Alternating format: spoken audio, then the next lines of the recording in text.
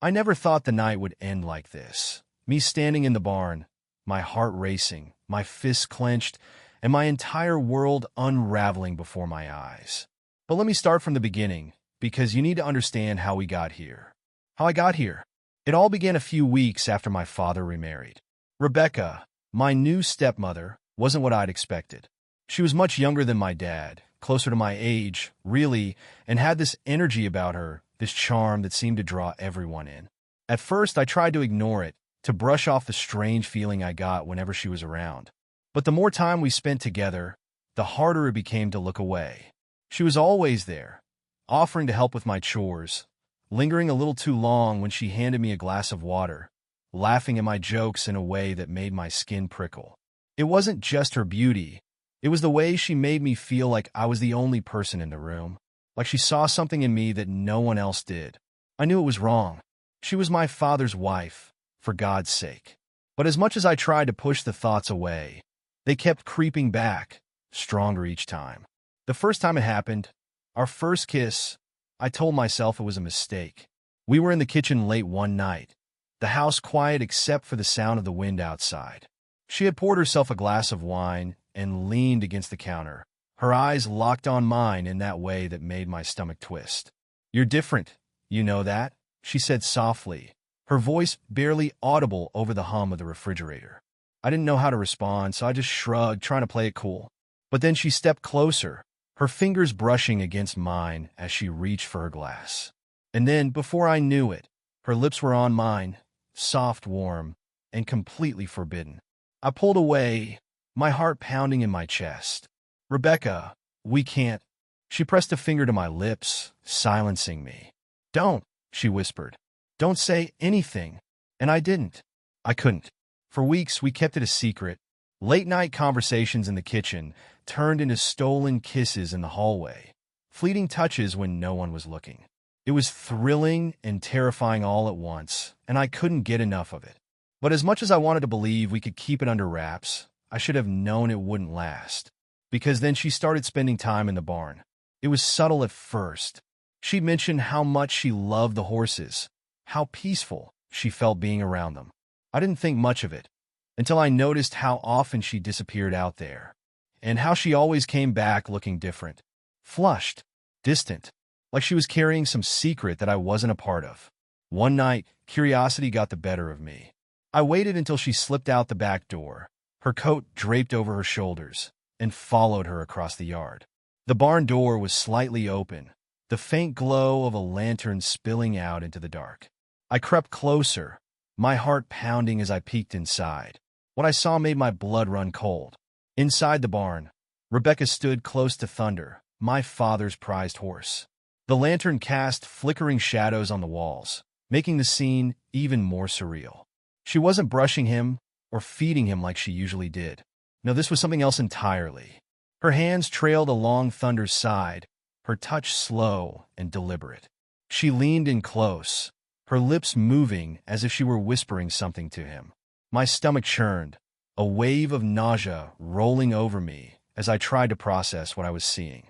For a moment, I thought about storming in, demanding to know what the hell was going on. But something about the way she moved, so deliberate, so intimate, froze me in place. I felt like an intruder, like I was witnessing something I wasn't meant to see.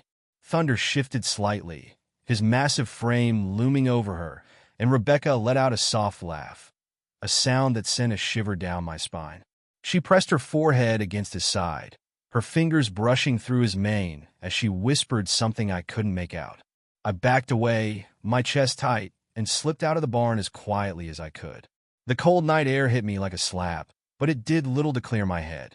My thoughts were a whirlwind, tangled and messy, and no matter how hard I tried, I couldn't make sense of what I'd just seen. The next day, I couldn't look at her. She moved through the house like nothing had happened, her laughter light and carefree as she joked with my father over breakfast. But every time she glanced my way, I felt a knot tighten in my stomach. "Jake, are you okay?" she asked at one point, her green eyes narrowing with concern. "Yeah," I muttered, avoiding her gaze. "Just tired." She didn't push, but I could feel her watching me, her gaze lingering like she was waiting for me to say more. I kept my head down, my thoughts spinning. I couldn't stop replaying the scene in the barn. The way she had touched Thunder, the way she had looked at him. That night, I made up my mind. I needed answers. If Rebecca wasn't going to tell me what was going on, I'd have to find out for myself. I waited until the house was quiet, my father snoring softly in his room, before slipping out of bed. The floorboards creaked under my feet as I made my way down the hall, my heart pounding in my chest. I grabbed my coat and headed outside, the cold biting in my skin as I crossed the yard. The barn door was closed this time, but a faint light seeped through the cracks.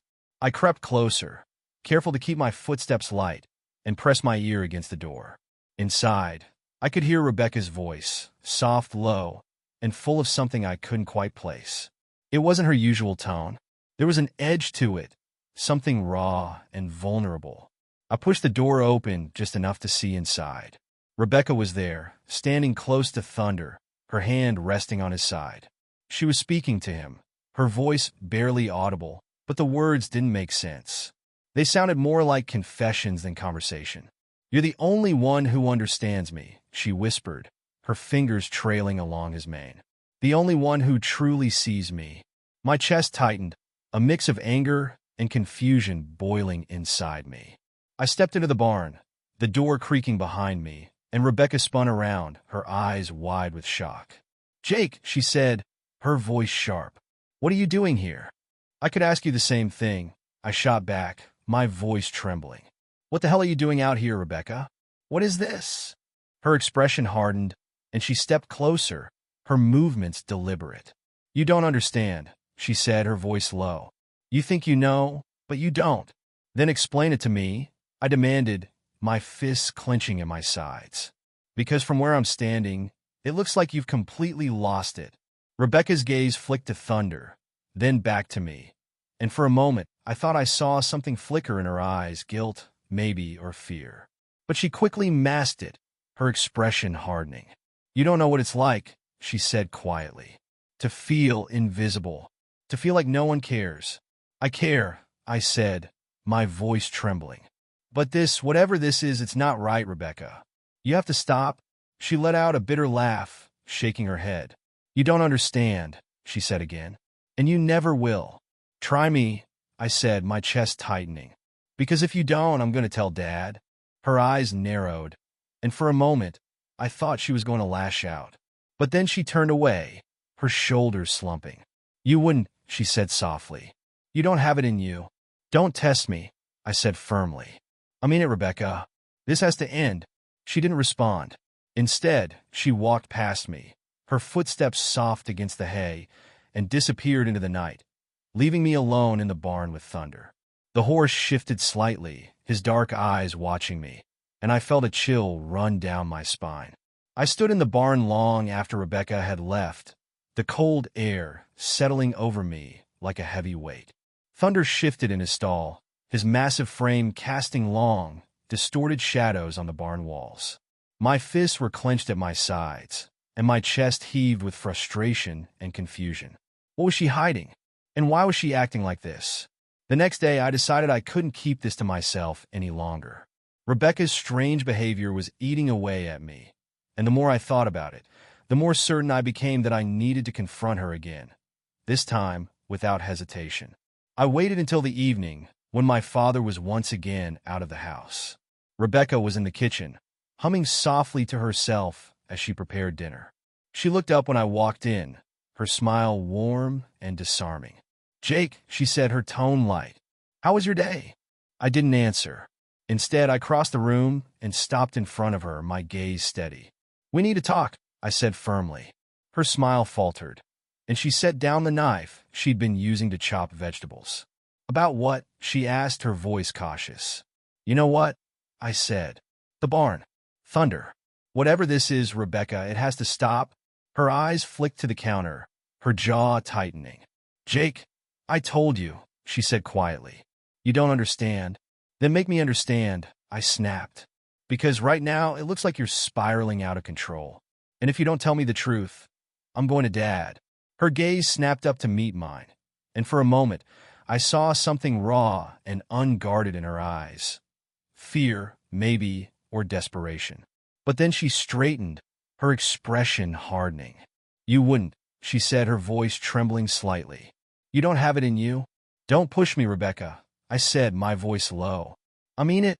Her lips pressed into a thin line, and she stepped closer, her green eyes locked on mine. "You want to know the truth?" she said sharply. "Fine. Come with me." Before I could respond, she grabbed my arm and pulled me toward the back door. I stumbled after her, my heart racing as we crossed the yard to the barn. The night was cold, and the moon cast an eerie glow over the scene. Rebecca pushed the barn door open and stepped inside, the faint light of a lantern illuminating the space. Thunder was in his stall, his dark eyes watching us as we entered. Rebecca let go of my arm and crossed the room, her movements deliberate. "This is the truth, Jake," she said, her voice echoing softly in the quiet. "This is what you wanted to see." I stared at her, my chest tight, as she stepped closer to Thunder, her hand resting on his flank. "What are you talking about?" I asked, my voice trembling. She didn't answer. Instead, she turned to face me, her expression a mixture of defiance and vulnerability. "You think you understand me," she said quietly. "But you don't. You have no idea what it's like to feel invisible, to feel like no one sees you."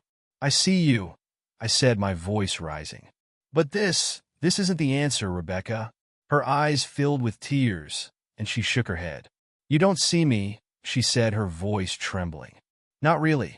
You see what you want to see, just like your father." Her words hit me like a punch to the gut, and for a moment I didn't know what to say. Thunder shifted in his stall, his massive body looming over us, and Rebecca's hand moved along his side in a way that made my skin crawl. "This has to stop," I said finally, my voice firm. "Whatever this is, Rebecca, it's not right." She let out a bitter laugh, her shoulders shaking. "You think you're so righteous," she said, her voice sharp. "So perfect, but you're just like him. You'll never understand." Before I could respond, she turned back to Thunder, her hands trailing along his mane. The barn felt heavy, the air thick with tension and unspoken words.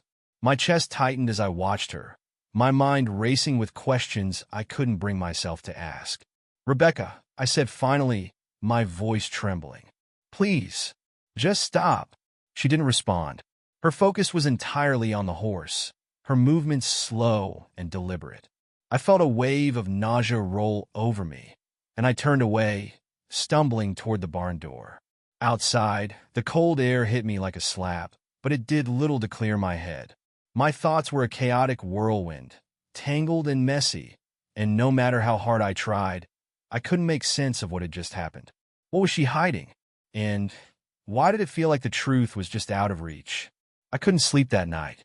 Every time I closed my eyes, I saw Rebecca in the barn, her hand trailing along Thunder's side, her voice trembling with something I couldn't quite name. It was wrong, all of it. But the worst part was the feeling that I was missing something, that there was more to this than what I had seen. The next morning, Rebecca was quiet. She moved through the kitchen like a ghost, her usual confidence replaced by a heavy silence. My father didn't seem to notice, too busy reading the paper and drinking his coffee, but I could feel the tension in the air like a weight pressing down on my chest. I avoided her as much as I could, but every time our eyes met, I felt a knot tighten in my stomach. She knew I was watching her. She knew I was waiting for answers. That evening, my father announced that he'd be heading out of town for a couple of days on business. My stomach churned at the thought of being alone in the house with Rebecca, but I forced a smile and nodded. "Take care of things while I'm gone," he said, clapping me on the shoulder. "And try to get along, you two." Rebecca smiled faintly, her eyes flicking to me for the briefest moment before returning to her wine glass. "Of course," she said softly. "We'll manage." I didn't say anything. I couldn't. As soon as my father left, the atmosphere in the house shifted. Rebecca retreated to her room, the door closing softly behind her, and I sat in the living room, staring at the flickering light of the TV without really watching it. My thoughts were a tangled mess, and no matter how hard I tried, I couldn't shake the feeling that something was about to happen. Around midnight, I heard the sound of footsteps on the stairs. My heart pounded as I turned off the TV and moved to the window, peeking out just in time to see Rebecca crossing the yard toward the barn. She was wearing her coat, the hem trailing behind her like a shadow. I didn't hesitate. Grabbing my jacket, I slipped out the back door and followed her, my breath visible in the cold night air. The barn door was slightly open, the faint glow of a lantern spilling out into the darkness. Inside, Rebecca was standing next to Thunder's stall, her hand resting on his flank. She was speaking softly, her words barely audible, but her voice carried an edge of desperation that made my chest tighten. "You're the only one who understands me," she said, her fingers trailing along his mane. "The only one who truly sees me." My stomach churned, and I took a step closer, my boots crunching softly against the hay-strewn floor. Rebecca's head snapped up, her eyes wide with shock as she turned to face me. "Jake," she said sharply, "what are you doing here?" "I could ask you the same thing," I shot back, my voice trembling. "What the hell is going on, Rebecca? What are you doing with him?" Her expression hardened, and she stepped closer, her movements deliberate. "You wouldn't understand," she said coldly. "You think you do, but you don't." "Then make me understand," I said, my fists clenching in my sides. "Because right now, it looks like you've completely lost it." Rebecca let out a bitter laugh, shaking her head. "You don't know what it's like," she said, her voice trembling. "To feel invisible. To feel like no one cares." "I care," I said, my voice rising. "But this, whatever this is, it's not right, Rebecca. You have to stop." Her eyes filled with tears, and she shook her head. "You don't see me," she said quietly. "Not really. You see what you want to see. Just like your father." Her words hit me like a punch to the gut, and for a moment, I didn't know what to say. Thunder shifted in his stall, his massive body looming over us, and Rebecca's hand moved along his side in a way that made my skin crawl. "This has to stop," I said finally, my voice firm. "Whatever this is, Rebecca, it's not right." She let out a bitter laugh, her shoulders shaking. "You think you're so righteous," she said, her voice sharp. "So perfect. But you're just like him. You'll never understand." I took a step closer, my chest tightening as I struggled to keep my voice steady. "Then explain it to me," I said. "Because if you don't, I'm going to Dad. And I swear to God, Rebecca, I'm not bluffing." Her eyes narrowed, and for a moment, I thought she was going to lash out. But then she turned away, her shoulders slumping as she let out a shaky breath. "You wouldn't," she said softly. "You don't have it in you." "Don't test me," I said firmly. "I mean it." The barn fell silent, the weight of her words hanging in the air like a storm cloud. Rebecca turned back to Thunder, her hand brushing against his mane, and I felt a chill run down my spine. "You'll regret this," she said quietly, her voice barely audible. "One day, you'll understand. And when you do, it'll be too late." With that, she walked past me, her footsteps soft against the hay, and disappeared into the night. I stood there, my chest heaving as I stared after her, the flickering lantern casting long shadows on the barn walls. The barn felt suffocating after Rebecca left, the silence heavier than ever. Thunder shifted in his stall, his dark eyes watching me, and I couldn't shake the feeling that I was being judged by him, by myself, by the weight of everything I'd just heard. What did she mean I'd understand one day? And why did it feel like her words carried a threat? The next morning, Rebecca was gone. Her car was still in the driveway, her shoes still by the door. But she wasn't in the kitchen, or the living room, or anywhere else in the house. The knot in my stomach tightened as I searched every corner, dread creeping up my spine with every empty room I checked. My father had left early for his trip, so there was no one to ask where she might have gone. And as the hours ticked by, my unease grew into full-blown panic. Then, just as I was about to call him, I saw her. She was standing in the field behind the barn, her coat billowing in the cold wind. Her back was to me, her posture stiff, her arms crossed tightly over her chest. I hesitated for a moment before stepping outside, the crunch of my boots on the frost-covered grass cutting through the stillness. "Rebecca," I called, my voice trembling. She didn't turn around. For a moment, I thought she hadn't heard me. But then she let out a slow breath, the sound carrying on the wind. "What do you want, Jake?" she asked, her voice flat. "I want answers," I said, taking another step closer. I want to know what's going on with you. She let out a bitter laugh, shaking her head. You think you're ready for the truth, she said quietly. But you're not. You wouldn't know what to do with it. Try me, I said, my fists clenching at my sides. Because I can't keep living like this, Rebecca. I can't keep pretending everything's normal when it's not. She turned to face me then, her green eyes sharp and filled with something I couldn't quite name. Normal, she said, her lips twisting into a bitter smile. Do you even know what that word means, Jake? Because I don't. Her words sent a chill through me, but I refused to back down. This isn't about me, I said firmly. It's about you, and whatever it is you're doing out here. She let out another bitter laugh, her shoulders shaking. You really think you have me all figured out, don't you? She said. You think you know what's right and wrong. But you don't. You have no idea. Then tell me, I demanded, my voice rising. Stop hiding behind your riddles and tell me the truth. Rebecca's gaze hardened, and she took a step closer, her expression unreadable. You want the truth? She said, her voice low. Fine, but don't say I didn't warn you. She brushed past me, heading toward the barn, and I followed, my chest tight with a mix of fear and anticipation. Inside, the air was cold and heavy, the faint scent of hay and horses filling my nostrils. Thunder stood silently in his stall, his dark eyes watching us as we entered. Rebecca grabbed the lantern from its hook and lit it, the flame casting flickering shadows on the walls. She turned to face me, her posture stiff, her eyes glinting in the dim light. This is the truth, Jake, she said, her voice trembling. This is who I am. She stepped closer to Thunder, her hand resting on his flank. For a moment, she didn't say anything, her fingers trailing along his coat. Then she turned to me, her expression a mixture of defiance and vulnerability. I come here because it's the only place I feel free, she said softly. The only place I feel like I can be myself. Her words sent a wave of confusion through me, and I shook my head. Rebecca, this isn't. Don't, she said sharply, cutting me off. Don't tell me what's normal or right. You don't know what it's like to feel trapped. To feel like you're suffocating every second of every day. Her voice cracked, and she turned back to Thunder, her hand gripping his mane tightly. He doesn't judge me, she said quietly. He doesn't ask questions.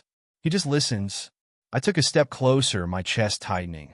Rebecca, you need help, I said softly. This isn't healthy. Whatever you're feeling, whatever's going on, it's not right. She let out a shaky breath, her shoulders slumping. You think you're helping, she said bitterly. But you're not. You're just making it worse. The barn fell silent, the weight of her words hanging in the air like a storm cloud. Thunder shifted in his stall, his hooves scraping against the floor, and Rebecca's hand slipped from his mane. I don't expect you to understand, she said finally, her voice barely above a whisper. But I do expect you to keep your mouth shut. For your father's sake. Her words hit me like a punch to the gut, and I took a step back, my hands shaking. Rebecca, go, she said firmly, her gaze hardening. Go, Jake, and don't come back. I hesitated for a moment, my chest heaving as I stared at her. Then I turned and walked out of the barn, the cold night air hitting me like a slap. My mind was a whirlwind of emotions. Anger, confusion, fear. I didn't know what I'd just witnessed, but one thing was clear. Whatever was happening here, it wasn't over. Not by a long shot. I spent the next few days trying to make sense of everything. Rebecca's words echoed in my mind, her warnings, her confessions. Everything felt like a puzzle with missing pieces. I couldn't shake the image of her standing in the barn, her hand gripping Thunder's mane like it was the only thing anchoring her to reality. But the worst part was the silence. Rebecca barely spoke to me after that night, and when she did, her words were clipped and guarded. It was as if a wall had been built between us, and no matter how hard I tried, I couldn't break through it. My father returned from his trip 2 days later, his usual cheerful self, completely oblivious to the tension in the house. Rebecca greeted him with a smile that didn't quite reach her eyes, and I watched as she poured him a drink, her hands trembling ever so slightly. How were things while I was gone? He asked, glancing between us. Fine, Rebecca said quickly, her voice too bright. Everything was fine. I forced a smile, nodding along even as my stomach churned. Yeah, No problems. If he noticed anything off, he didn't say. But the way Rebecca avoided his gaze, the way her hands fidgeted with the hem of her sweater, it told me everything I needed to know. She was hiding something, and it was eating away at her. That night, I couldn't sleep. The house was too quiet, the weight of everything pressing down on me like a vice. Around midnight, I heard the familiar creak of the back door. My heart leapt into my throat as I got out of bed, pulling on my jacket and slipping out into the cold night air. The barn door was open, the faint glow of a lantern spilling out into the darkness. I approached cautiously, my footsteps silent against the frost-covered ground. Inside, Rebecca was with Thunder again, her hand resting on his side as she whispered to him. "Rebecca," I said, my voice cutting through the quiet. She spun around, her eyes wide with surprise. "Jake," she said sharply, "what are you doing here?" "I could ask you the same thing," I said, stepping closer. "What is this, Rebecca? What are you doing?" Her expression hardened, and she crossed her arms over her chest. "I told you," she said, her voice trembling. "You wouldn't understand." "Then make me understand," I demanded, "because I can't keep pretending this is normal." "It's not." Her gaze flicked to Thunder, and for a moment, she looked like she might break. But then she straightened, her jaw tightening. "You think you know everything, don't you?" she said bitterly. "You think you have all the answers." "I don't," I admitted, my chest tightening. "But I know this isn't right." "Rebecca, you need help?" She let out a bitter laugh, shaking her head. "You think you're helping me?" she said. "You're not. You're just making it worse." "Then tell me what's going on," I said, my voice rising. "Because if you don't, I'm going to Dad." Her eyes flashed with anger, and she took a step closer, her movements sharp and deliberate. "You wouldn't," she said, her voice low and threatening. "You don't have it in you." "Don't test me," I said firmly. "I mean it, Rebecca. This has to end." She stared at me for a long moment, her chest heaving with barely contained emotion. Then she turned back to Thunder, her hand trailing along his mane. "You don't know what it's like," she said softly, "to feel so alone, to feel like no one understands you." "I understand," I said, my voice trembling. "But this isn't the answer, Rebecca. Whatever this is, it's not right." The barn fell silent, the weight of her words hanging in the air like a storm cloud. Thunder shifted in his stall, his dark eyes watching us, and I felt a chill run down my spine. "I don't expect you to understand," she said finally, her voice barely above a whisper. "But I do expect you to keep your mouth shut. For your father's sake." Her words hit me like a punch to the gut, and I took a step back, my hands shaking. "Rebecca, go," she said firmly, her gaze hardening. "Go, Jake, and don't come back." I hesitated for a moment, my chest heaving as I stared at her. Then I turned and walked out of the barn, the cold night air biting at my skin. My mind was a whirlwind of emotions: anger, confusion, fear. I didn't know what I'd just witnessed, but one thing was clear: whatever was happening here, it wasn't over. As I walked back to the house, a sense of dread settled over me. Rebecca's words echoed in my mind, her warnings and her confessions, and I couldn't shake the feeling that the truth was still out there, waiting to be uncovered. But for now, all I could do was wait, and hope that I wasn't too late.